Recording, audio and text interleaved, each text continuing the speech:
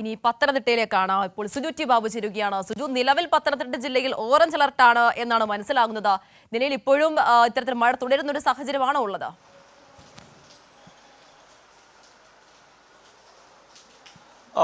അതിന് പത്തനംതിട്ട ജില്ലയിൽ അല്പസമയം മുമ്പാണ് കേന്ദ്ര കാലാവസ്ഥാ വകുപ്പ് ഓറഞ്ച് അലർട്ട് പ്രഖ്യാപിച്ചിട്ടുള്ളത്. നേരത്തെ യെല്ലോ അലർട്ടാണ്, അതായത് ഉച്ചയോടുകൂടി തന്നെ അലർട്ട് മാറുകയാണ്.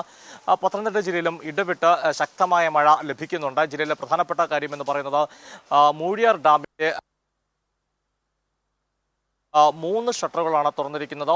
2 ഷട്ടറുകൾ 10 സെന്റിമീറ്റർ വീതവും 1 ഷട്ടർ 20 സെന്റിമീറ്റർ വീതവുമാണ് തുറന്നിരിക്കുന്നത്. ഡാമിന്റെ പരമാവധി സംഭരണ ശേഷിയുടെ അടുത്തേക്ക് ജലനിരപ്പ് ഉയർന്ന ഘട്ടത്തിലാണ് ഇത്തരമൊരു തീരുമാനത്തിലേക്ക് എത്തുന്നത്. 192 മീറ്റർ ജലനിരപ്പാണ് ഡാമിന്റെ റെഡ് അലർട്ട് ലെവല്. അത് പിന്നിട്ടുള്ളതാണ് ഇപ്പോൾ ഷട്ടറുകൾ തുറന്നത്. ഈ സാഹചര്യത്തിൽ നദികളുടെ സമീപം താമസിക്കുന്നവർ ജാഗ്രത പുലർത്തണമെന്നും ജില്ലാ ഭരണകൂടം അറിയിച്ചിട്ടുണ്ട്. ഏതായാലും കനത്ത ജാഗ്രത തുടരുകയാണ് ആതിര. സുജു സൂചിപ്പിച്ചതുപോലെ തന്നെ നദീതീരത്തുള്ളവരൊക്കെ തന്നെ ഏറെ ജാഗ്രത പുലർത്തേണ്ട ഒരു സമയം തന്നെയാണ്. കാരണം നദികളിലൊക്കെ തന്നെ ജലം കൂടുന്ന ഒരു സാഹചര്യം കൂടിയുണ്ട്. ഇത്തരത്തിൽ തുടർച്ചയായി മഴ ലഭിക്കുന്ന ഒരു സാഹചര്യത്തിൽ അത്തരത്തിലുള്ള നിർദ്ദേശങ്ങളൊക്കെ തന്നെ ജില്ലാ ഭരണകൂടം നൽകിയിട്ടുണ്ട്, അല്ലേ സുജു? തീർച്ചയായിട്ടും മാത്രം നിർദ്ദേശങ്ങൾ ജില്ലാ ഭരണകൂടം നൽകിയിട്ടുണ്ട്.